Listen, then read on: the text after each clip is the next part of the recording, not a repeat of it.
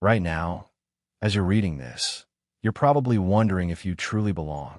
If you've ever felt like you see the world differently than everyone else, if you've been called weird or too intense, or if you've struggled to find your tribe, this message is specifically for you. Let me start with a question that might make you uncomfortable.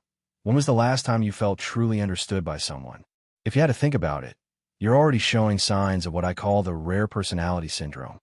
Only 2 to 3% of the population experiences the world the way you do. And today, I'm going to prove it to you. 3 years ago, I met Sarah at a coffee shop.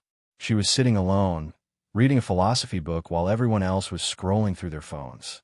When I asked her about it, she said something that changed my perspective forever. I feel like I'm watching life through a different lens than everyone else. Sometimes I wonder if I'm broken, or if everyone else is just asleep. Sarah wasn't broken. She was rare. And by the end of this speech, you'll understand why being rare isn't a curse. It's your greatest superpower. Before we dive deeper, answer this honestly. Do you often feel like you understand people better than they understand themselves? Yes or no? If you answered yes, you've just confirmed sign number one. Sign number one, you're an emotional detective. You don't just hear words. You read between the lines, decode micro-expressions, and sense the emotions people are desperately trying to hide. While others have conversations, you're having psychological investigations. The rare reality. You can predict relationship outcomes, workplace dynamics, and family tensions before they explode. This isn't a coincidence. It's your brain operating on a frequency most people can't access. Remember that friend who swore they were fine, but you knew something was wrong? You probably spent days worrying about them until they finally broke down and admitted their struggles. That's not being nosy. That's being emotionally gifted. How many times have you been told you're overthinking when you were actually just thinking at the right depth? Sign number two, you're allergic to small talk. How's the weather? Makes your soul die a little inside. You crave conversations about purpose, meaning, death, love, dreams, fears, and the mysteries of existence. While others discuss TV shows, you're contemplating the nature of consciousness, the hidden struggle. You've probably been labeled as too deep or too serious. But here's what they don't understand. You're not trying to be profound. You're just incapable of living on the surface. Interactive moment. Raise your hand if you've ever changed the subject from weather to what do you think happens after we die in the first 5 minutes of meeting someone.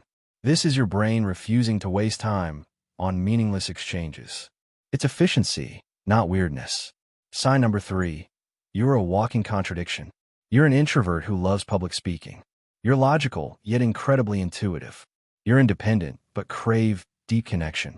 You're confident in your abilities, but constantly question everything about yourself. Most people are either slash or you're both slash and. This makes you unpredictable, fascinating, and often misunderstood. Story. I once knew a CEO who could command a boardroom of hundreds, but needed 3 days to recover from a dinner party with 6 friends. The world called him inconsistent. I called him complex. Do you ever feel like you're multiple people living in one body? If yes, congratulations. You're operating with a full-spectrum personality that most people can't comprehend. Sign number 4. You're chronically unsatisfied in the best way. You achieve goals that others dream about, but instead of celebrating, you're already planning the next mountain to climb. Success feels temporary. Growth feels urgent. Comfort feels like death. You're never enough for yourself. While others plateau, you're perpetually evolving. This drives you to excellence, but also to exhaustion. You probably have achievements that others would kill for, but you dismiss them as not that impressive. This isn't low self-esteem, it's high standards. Personal question, what's the last accomplishment you were truly proud of for more than 24 hours? Struggling to think of one. That's sign number 4 confirmed. Sign number 5. You see patterns others miss. You connect dots that seem unrelated. You predict trends before they happen. You see the bigger picture while others are lost in details. Your mind is a pattern recognition machine on overdrive. You can solve problems others can't even see. You make connections that seem like magic to others but feel obvious to you. Think about the last time you predicted something would happen and everyone thought you were crazy until it did. Comment below with your story. Steve Jobs wasn't just creating products. He was seeing patterns in human behavior that wouldn't emerge for years. That's not luck. That's rare-level pattern recognition. Sign number 6. You're intensely loyal but highly selective. You don't collect friends. You collect souls. Your inner circle is tiny but unbreakable. You'd rather have 3 deep relationships than 30 shallow ones. You've probably been called picky or antisocial. But you're not antisocial. You're selectively social. There's a difference. Truth bomb. You can count your real friends on one hand, and you're perfectly fine with that. Quality over quantity isn't just a preference, it's a lifestyle. How many people do you trust with your deepest secrets? If it's less than 5, you're confirming this sign. Sign number 7. You're comfortable with uncomfortable truths. While others live in comfortable lies, you choose difficult truths. You'd rather face harsh reality than beautiful delusions. This makes you a truth teller in a world of truth avoiders.